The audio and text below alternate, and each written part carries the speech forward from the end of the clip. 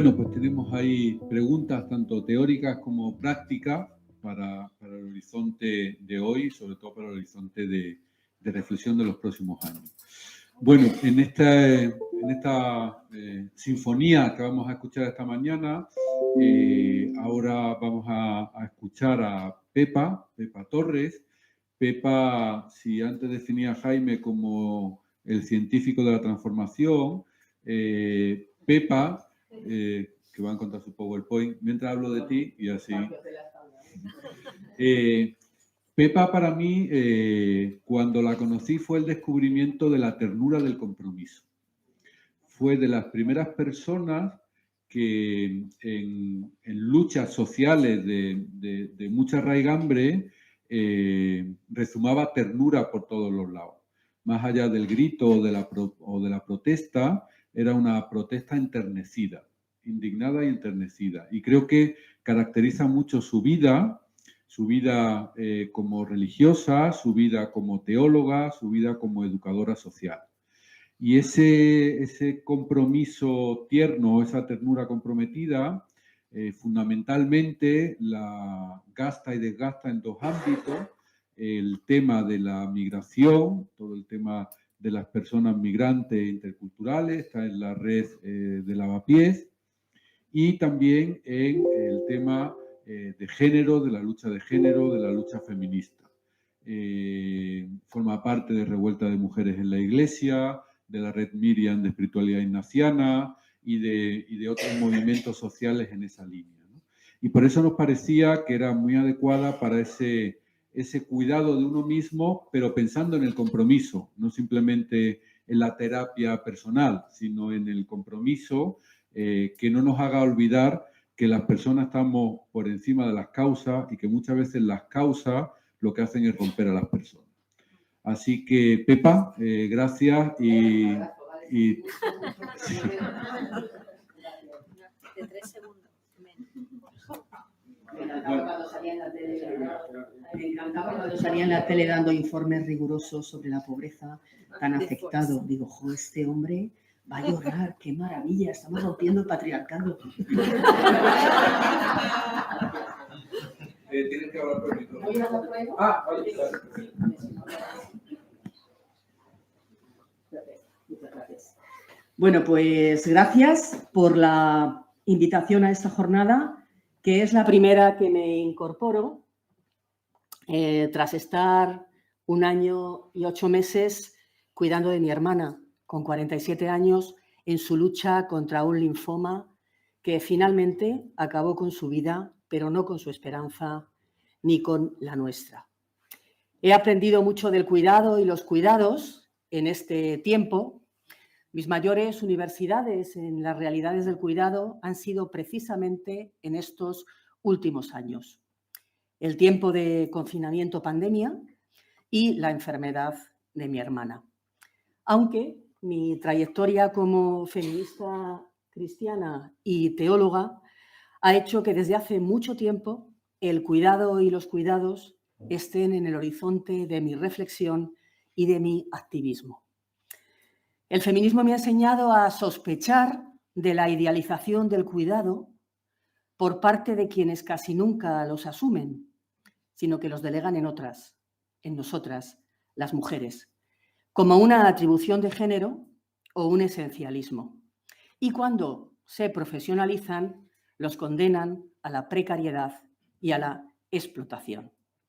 Idealización o exaltación interesada porque es una trampa con la que justificar la negación a reconocer y asumir vitalmente, es decir, pringándonos en ello, la vulnerabilidad y la finitud de lo humano y de lo no humano. Idealización o exaltación, como os digo, interesada, ¿no? Pero también del Evangelio y del ecofeminismo he aprendido que solo merece la alegría de ser vivida una vida que tiene en el centro el cuidado. Empezando por quienes la tienen más amenazada y no el dinero, los mercados, la productividad, la excelencia o el crecimiento a cualquier precio. Es decir, una vida construida desde el descuido de los otros, de las otras y desde el descuido de la tierra. porque el cuidado y los cuidados no pueden vivirse al margen de la comunidad en la que somos y sin la cual, lo reconozcamos o no, es imposible sobrevivir. Porque ser humano es serlo en relación e interdependencia, en Ubuntu, como dicen la cultura suajili. Y por tanto, la vulnerabilidad y el cuidado son un elemento constitutivo de nuestra condición y de toda condición de vida. Como digo, en el confinamiento aprendí, y muchos de vosotros seguro que también, con una lucidez insospechada, que el cuidado no puede ser un privilegio ni un derecho de unos pocos o unas pocas, sino que estamos llamadas como humanidad y mucho más como cristianas y cristianos a cuidarnos juntos y juntas, y que entender de otro modo el cuidado personal o el autocuidado es el principio, creo yo, lo hablaremos, de nuestra deshumanización. Así lo aprendí con mis vecinos y mis vecinas senegalesas y bangladesíes, muchos sin papeles, cuando convirtieron su mezquita en una despensa solidaria y estuvieron en primera línea de la solidaridad. O del Museo Reina Sofía, tan criticado ahora por su gestión por la prensa conservadora, que cuando todos los espacios se cerraron, todos y por supuesto los primeros, los servicios sociales, pusieron a disposición de los colectivos del barrio sus instalaciones, sus medios y sus recursos para el cuidado comunitario. Lástima que los seres humanos seamos tan desmemoriados para los aprendizajes vitales, donde nos jugamos lo más importante de la vida, y en esta vuelta a la nueva normalidad, de nuevo, el individualismo, el sálvese quien pueda, el ser contra otras o contra otros y no el ser con otros y otras, se hayan vuelto a reforzar tan ferozmente en nuestros escenarios políticos, religiosos y sociales. La organización, es cierto, me habéis pedido que hable del cuidado en su dimensión personal, pero no puedo hacerlo si no es desde este marco aclaratorio en el que se ubica mi reflexión, que como siempre es una reflexión situada. Tampoco puedo hacerlo al margen de dos convicciones que me habitan hace mucho tiempo. La primera es de nuevo del feminismo. Lo personal es político. Y la segunda es del pacifismo. Sé tú el cambio que quieres para el mundo. Paso, pues, a compartir mi reflexión sobre el cuidado y para ello me he inspirado en un gran amigo y uno de mis grandes maestros, en este caso varón, del cuidado, como es Luis Aranguren. El cuidado personal como abrazar lo que somos. Desde esta perspectiva, el cuidado, desde mi comprensión, es inseparable del cultivo de la espiritualidad. Frente a la cultura del cowboy, que nos va a hablar seguramente Pepe Laguna, de la competencia, del éxito, es imprescindible el cuidado de la profundidad, del misterio y del don que habita a cada ser humano y que habita la creación, y desde el cual podemos abrazarnos a nosotros mismos y abrazar al mundo. Y parafraseo un texto de Unamuno. En vez de decir adelante, hacia arriba, la espiritualidad nos dice adentro. Reconcéntrate para irradiar. Déjate llenar para que reboses luego, conservando el manantial. Recógete a ti misma, a ti mismo, para poder compartirte con los demás, con las demás, toda entera e indivisa. Y yo añado, para vivirte en comunión, descubriéndote formando parte de un todo mayor desde el que eres y en proximidad con todo ser humano y con toda vida. Por eso, el cuidado de una misma, de uno mismo, requiere el cuidado, y lo voy a enfocar desde ahí, de la propia espiritualidad. La espiritualidad entendida, por supuesto, no como opuesta a la materialidad, sino a su hondura, ni tampoco, por supuesto, como opuesta a la corporeidad, sino que la espiritualidad solo es posible ser vivida desde el cuerpo espiritual y singular que somos, cuerpo individual y cuerpo social que forma parte del cuerpo cósmico, del cuerpo de la Tierra, ¿no? Porque, como señala Ivonne Guevara, la espiritualidad es el movimiento más profundo del ser humano que nos mantiene en el deseo y el sentido de vivir, en la capacidad de abrirnos a las demás y de ayudarnos en la vida. Es la energía que nos hace mover interna y externamente y que nos permite buscar el amor y y la justicia. Es esa atracción y esa pasión capaz de hacernos salir del individualismo de cara a nuestro bien y al de los demás. Es la sed de anhelar un mundo en el que todos los seres, vivos, todas las especies, tengan un espacio de dignidad para vivir, dice Ivonne Guevara. Es esa alguna cosa que nos calma el dolor y la angustia, o que buscamos cuando la oscuridad cae sobre nosotras en pleno día. Es esa alguna cosa que, a pesar de todo, nos invita a continuar viviendo. La espiritualidad, en definitiva, dice Ivonne, quiere decir cosas referentes al mantenimiento de nuestra vida al más profundo nivel. Y es en ese cuidado del mantenimiento de la vida al más profundo nivel es donde yo sitúo mi comprensión del cuidado personal. Abrazar lo que somos es una sabiduría interior que requiere una mistagogía, y paso a exponer algunos elementos que me parecen claves para ello. El primer elemento es vivir conectadas y conectados con nuestro yo profundo. Cuidarse requiere una conexión permanente con nuestro yo profundo y, al mismo tiempo, como diría Ignacio de Loyola, con nuestro con nuestro fin, con el horizonte de nuestra vida, con nuestro principio y fundamento, como decimos en el lenguaje ignaciano. Vivir conectadas con la hondura de nuestro ser, con el misterio que nos habita y desde el cual nos movemos y existimos, el misterio que habita toda vida. Unos lo llamamos Dios, otros lo llaman dignidad, otros lo llaman amor, otros lo llaman fuente del ser, da igual cómo se llame. La cuestión es descubrirlo como fuente de vida. Y en esa religación nos jugamos, creo yo, nuestra autenticidad y nuestra felicidad. Pues solo desde esta conexión profunda podemos vivir respondiendo a nuestros deseos más hondos, donde se juega nuestra libertad y no desde las expectativas de los demás sobre nosotras o nosotros, ¿no? Y en ese sentido, el segundo elemento fundamental y relacionado es cuidar la orientación. Cultivar el cuidado personal supone estar atentos a no perder la orientación. Dice Antonieta Potente, esta grandísima teóloga que admiro tanto, italiana, afincada en Bolivia mucho tiempo, que la palabra orientación viene de oriente, el lugar de donde sale el sol. La orientación, por tanto, es vivir de cara a donde está la luz, lo que nos proporciona más calor y energía en nuestra vida. Y para ello es necesario hacer un trabajo terco y paciente de autoconocimiento y aceptación de lo que somos, desde nuestro más profundo centro, ¿no? Un trabajo terco y resistente de poceros y poceras, porque, como tan bellamente expresó Eti Gilesun, dentro de nosotras hay un pozo profundo y en él, en la hondura, está Dios. A veces conseguimos alcanzarlo, pero con mayor frecuencia ese pozo está cubierto de piedras y arenas.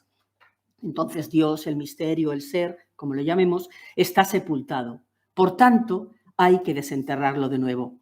Es ese trabajo de desenterrar el amor, la compasión, la ternura, que permanece resilientemente en la hondura del ser y que necesitamos ayudar a que salga a la luz y se convierta en aceptación, en reconciliación, en gratuidad, en compromiso, en buena noticia con nosotros mismos y, por supuesto, con los demás y con la tierra, ¿no? Y esto tiene mucho que ver también, con ese permanente cultivo, cuidado, práctica, hábito de vivir haciendo hoyo.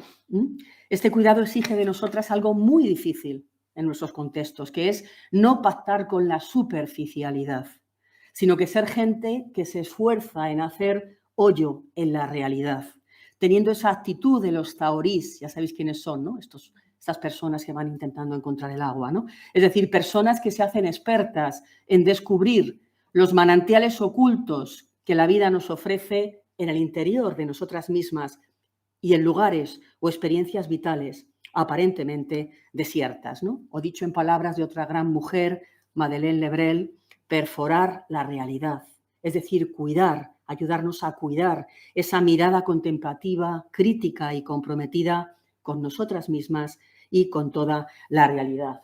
Ejercitarnos en poner nuestra visión en lo invisible, porque es allá donde radica lo esencial, como nos dice el Principito, ¿no?